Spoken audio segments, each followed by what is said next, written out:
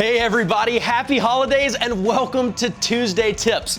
Now we all know the holidays can be a crazy time of year, whether you're trying to decorate, maybe you're trying to make a homemade gift, or just trying to keep the house clean, which is an unending project. I've got some amazing holiday essentials to keep you taken care of. Let's start with crafting.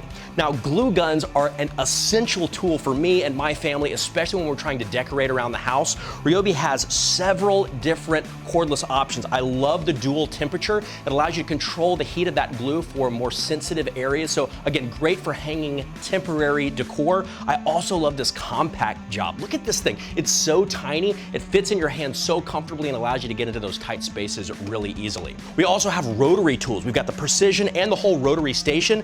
This is great if you're a DIYer that likes to make custom things, especially like that custom present, which again, those are the best. I recently carved some custom tool cutouts for my kids. They love the personalized touch. This is great if you're a DIYer, or this is actually a great gift for another DIYer, and it works for so many other great things as well. Lastly, we have got cleaning covered. We've got the stick vac and the EverCharge hand vac. All of this stuff is on the One Plus system, so it's cordless. Now the stick vac, I think, is incredibly amazing because it has the power to actually have a brush and really clean. I like to keep these on different floors. If you have a two-story house or maybe a split level with a basement, these are small enough to tuck easily into a closet, keep it stashed away, but powerful enough to clean the entire floor. Again, hopefully this inspires you guys to take a little bit of the stress out of the holiday season. Good luck and happy holidays.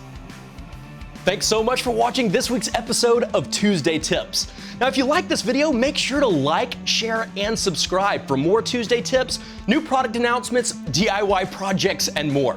And make sure to leave us in the comment section below what you'd like to see in the next episode. We'll see you soon.